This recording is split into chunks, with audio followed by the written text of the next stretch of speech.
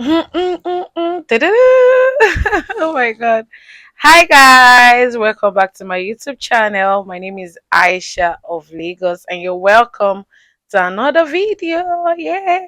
If you're a returning subscriber, all my love goes to you. Thank you for your support. You know, I would always say thank you, thank you, thank you.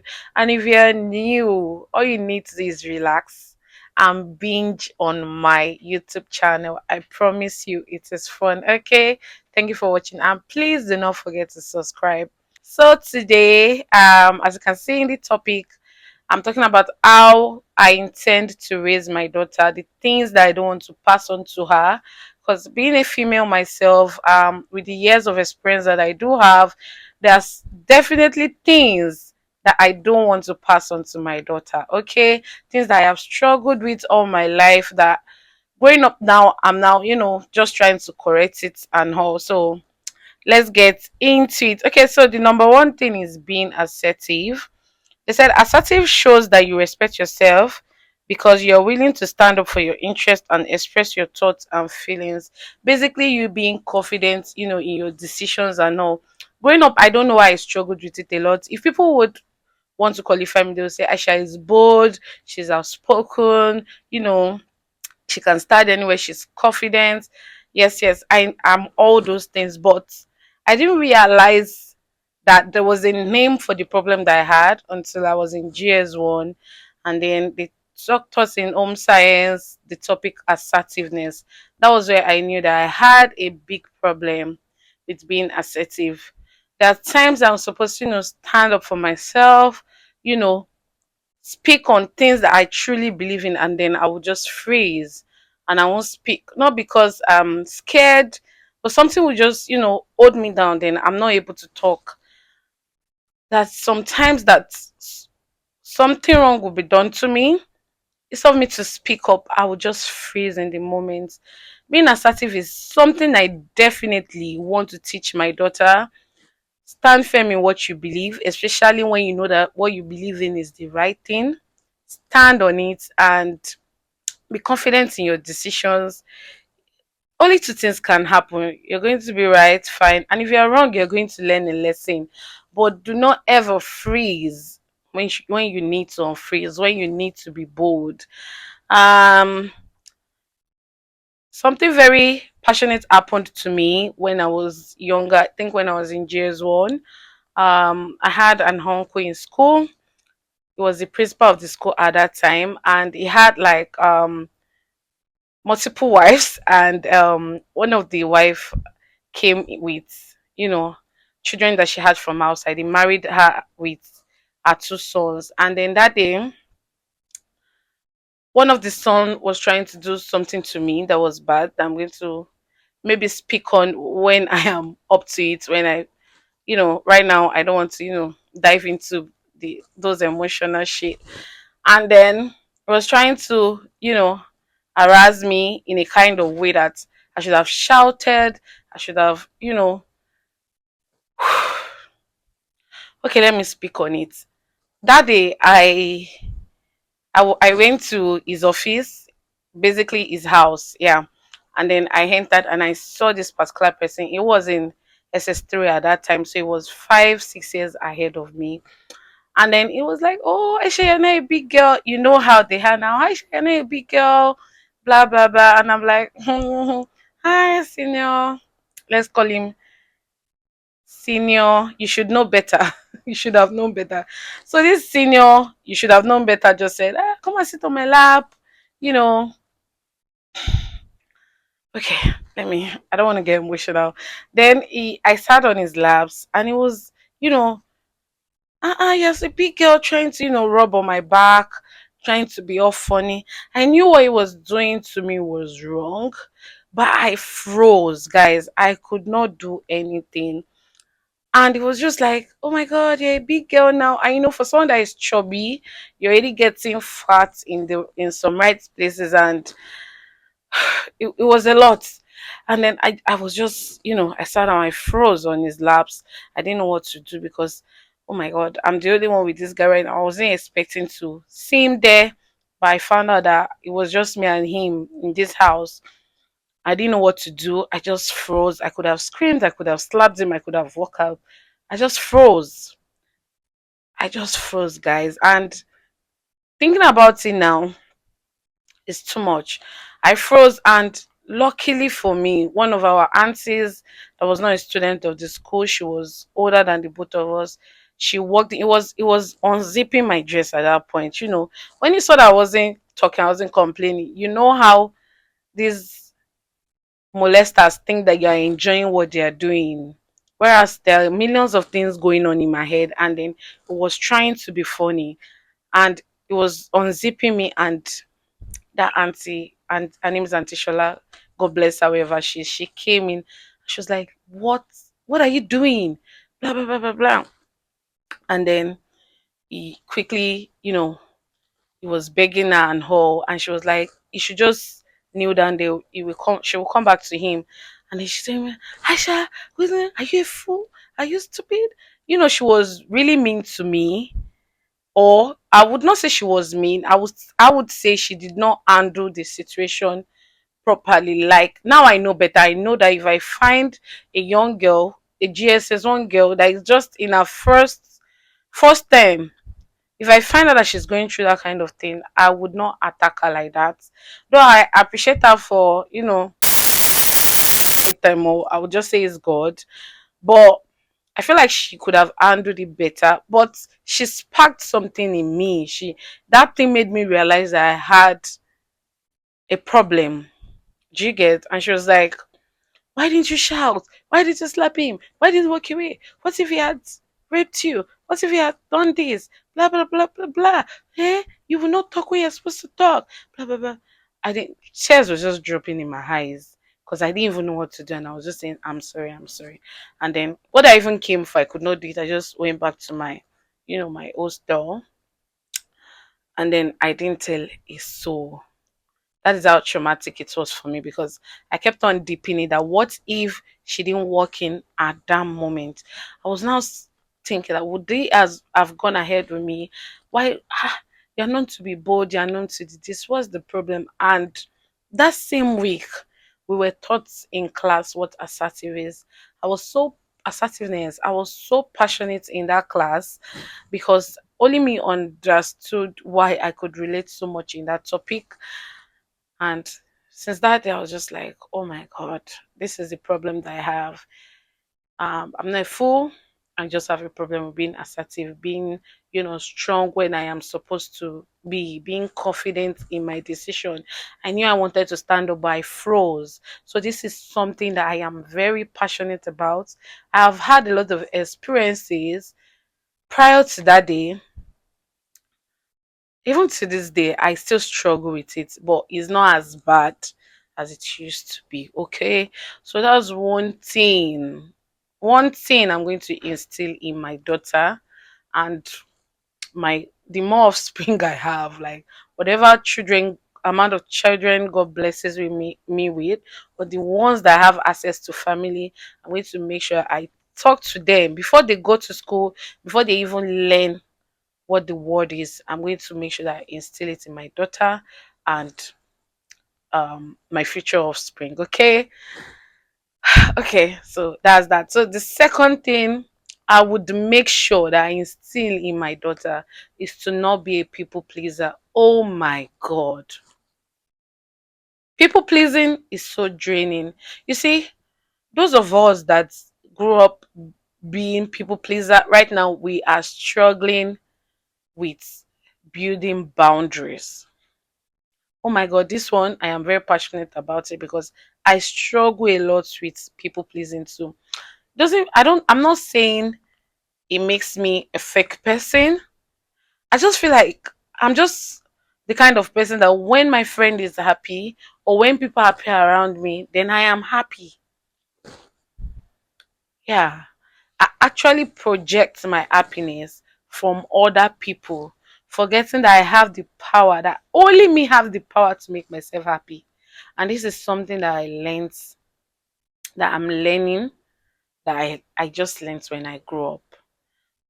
It hits me like a ton of brick that only me could make me happy. If I am, our parents say, hello, ah, um, Auntie Tolani wants to talk to you from Ogbomosho or from Oshogbo, and you are in the background doing, ọmọ yín fẹ́ kí yín," and then they give you the phone and force you to talk to that person. The way I plan to raise and train my daughter is as little as if I am on the phone with somebody and my daughter tells me, Mom, I don't want to speak to that person. I won't be forcing my daughter to speak to any individual. I've realized that it doesn't make her rude. It doesn't make her a bad person or someone that wasn't well trained. I just want, you know, I just want her to like stand her ground on anything that she believes in is right.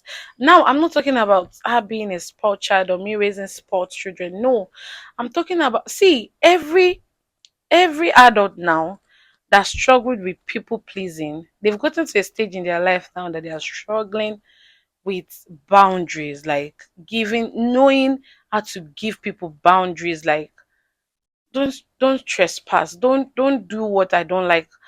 I'm trying to like look for another good example. There are things that you have to do for other people, maybe show up for other people, and you're sick, and you know that you're sick. Instead of you to just tell the person, now I'm shading myself, okay? Instead of me to just say, oh, I'm sick, I can't make it, I'll be thinking of 1001 ways the person will feel like, oh, she does not want to come, oh, I don't want to be seen as a bad person, oh, she's lying, yeah. Even when she was sick, she went for this person's birthday. It's not my own, she's not going. I've gotten to a stage in my life where it's either you believe or you don't. Babe, it's either you believe or you don't. In as I too big to the lie. In as much as I'm not lying and I'm saying the truth, I really do not have anything more that I think I should prove to you. So people pleasing, saying yes when you mean to say no. You know you don't have a lot and someone just called you, maybe someone that's not even checked up on you in a very long while, just called you and say, oh, I need your help, borrow me so amount of money, and you know you need to go to the market the second day, you need to get stuff for your business, for yourself, but because you're a people pleaser and you want, in fact, not everybody like ice cream, and you want to be liked by everybody, you tend to say yes. Okay, no problem. When will you return it? Oh, don't worry. By this evening, I will give you back. And then you realize that you send the money to this person, and 1 year later, they are still owing you just because you could not say no when you were supposed to say no. You said yes. So people pleasing can be so draining because I struggle with it. I struggle with being a people pleaser because I love to see everybody around me happy. But when I started growing up and started getting more mature, seeing how life is, I was just deep in it that there are people that would not even inconvenience themselves to do what you would do for them when like the situation is reversed. Now I'm not saying that because of people behavior that's why I'm changing. That's not what I'm saying.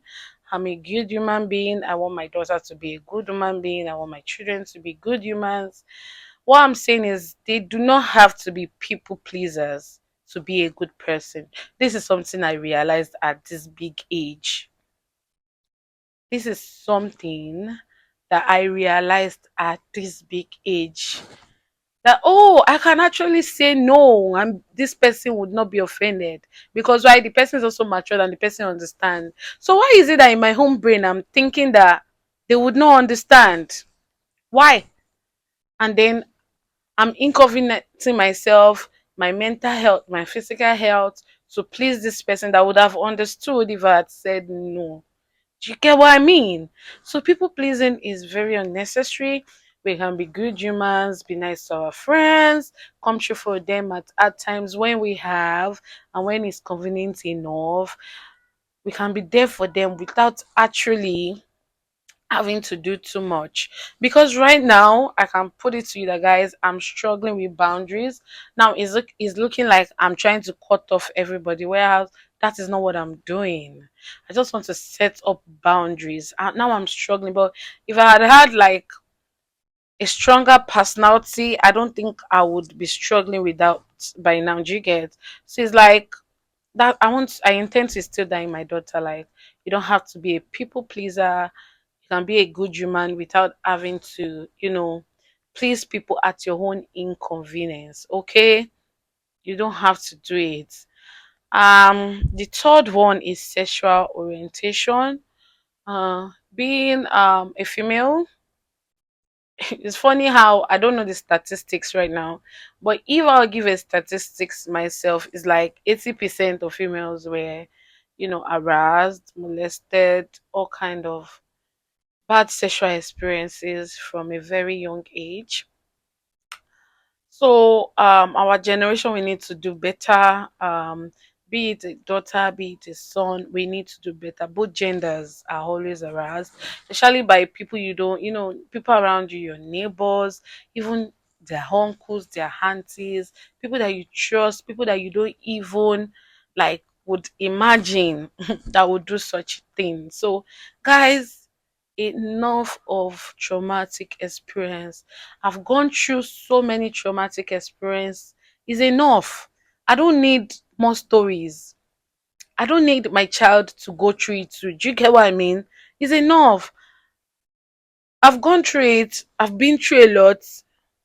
I've learned the lesson. What's the lesson if we keep allowing these things happen to our children? Do you get what I mean? It's like it has happened to a lot of people. So why should they keep happening? We've learned. So it's like from a very young age, don't lap my daughter. Thank you. Don't do it. Mm-mm. Don't. Do not in any way try to sexualize or try to say, oh, you're a big girl now. Because you're an uncle and auntie, you want to be all smushy. I don't see. I know the intentions can be different, but it's like I want to protect my children from traumatic experience. I don't want them to relate. They should be able to talk about it maybe in future. They can be advocate, they might be humanitarian, but I don't want them to go through it for as best of my capability or ability. I am going to do my best because it's like I've been through a lot. Everybody has been through a lot. Why do we keep making the same mistakes? And it's nobody's fault because we trust we are very open-minded, especially me. I'm very open-minded. I think everybody is like me. I think everybody's heart is the same as mine, so I'm not thinking. But sis, when I remember, guys, that's another gist. It's like from kid there's nothing like uh, mommy, I'm teaching my child sexual education or the orientation she needs. I'm going to teach her at home before they teach her in school. Okay. I think I was taught in GS1. Ridiculously, I think one of the things my teacher taught me in GS1 was that that when we grow old and then when we marry, if our husband see our menstrual pad, they will not eat our food. Ridiculous.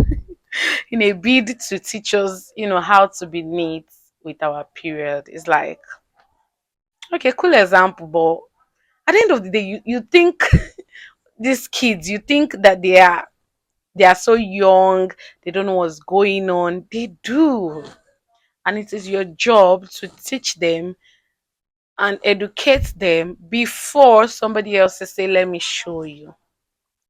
Okay. Um there are so many ways that I tend, I'm a new parent, I'm a young mom. It's like, but I'm being intentional about it, okay? Um Restricted screen time, the kind of content that they consume, even to the cartoons. I cannot even forget the other day that I put the TV on Disney Junior and just to like keep her entertained. I think I wanted to go and take something in the kitchen, and then my husband was also passing by, and then we heard I like they were talking the school bus, they were like in the school bus, very, very Disney Junior guys. They were in the school bus and the two kids they entered the bus, they saw how the lady was looking at the bus driver and they were like, why are you looking at him like that? And she goes, I like him. I don't know how I will tell him. Guys, Disney Junior. So you are kidding yourself and you're making a joke of yourself if you still want to be telling your daughter that if a man touch you like this, you will get pregnant. My brother, my sister, it is a cake. Besties, do not do that. Tell them to the best of their understanding as they're growing when she's younger. When see opposite attracts. I remember that I have had crushes on boys as early as primary three, primary four, primary five. So who are we fooling really? Who are we fooling really? I've had this attraction for the male gender for as early as primary three, primary four. How old was I then? So who am I kidding when I think, oh, my daughter is so young, she doesn't know anything. My son is so young. Guys, as early as we can. Yes, of course, you cannot explicitly explain to them everything that needs to be said at that young age, but gradually introduce it to them so that when somebody is trying to teach them in the opposite way, or when someone is trying to be funny, they know where the person is coming from and they're like, remember assertiveness, do not try it. Like, if you try it, I'm going to give you the hardest slap of your life. I'm going to report you. I'm going to do this. Scream! Do not freeze my daughter. Do not freeze my son. Scream. And do not be scared to speak your truth. People pleasing. Do not be scared. There are times that people will hurt us, and instead of us to like come out and speak on it, we are thinking of how the person will feel when we say our mind. Now you offend me. Oh. Now me still the reason for you say how you go feel. But remember, the person didn't think about you when they were pulling up the bad acts. So guys, these three things. I don't know if I was able to express myself. I don't know if you can tell I'm very passionate about this topic, and I feel like as time goes on, I might, expatiate on my experiences and more experiences and why I am very passionate about it. So, like I said, assertiveness number one, people pleasing number two, and sexual orientation education number three. My daughter, my son, besties, it's time we do better, okay? It's time we do better. Do not say yes when you mean to say no. Funniest thing is that we had this song in primary school, wherever you go, go, go, go, go, wherever you be, Sisieko, do not say yes when you mean to say no. Bye bye. Guys, that song, we thought it was just a song, and they were instilling values in us that we didn't understand. Or let me say, me, like I've said yes numerous times, I could have said no. I thought it would make me a bad person. I thought I've been saying yes, yes, yes, and this one time I want to say no. She want my lomo to change. Won't they be saying I've changed that? Guys, you feel me? So those three things. Is a little, you know, tell you guys that these three things I'm going to instill them in my daughter. I'm going to sing it like a bird to her ears. I'm going to let her know what's up. Nobody is allowed to mess with you. You can be a confident person. You can have a strong personality and be very confident in your beliefs without being a bad person or thinking that you're rude or have bad morals. So, guys, I remain your bestie, Aisha of Lagos, your fave girl. And until the next video, please take good care of yourself. Mwah.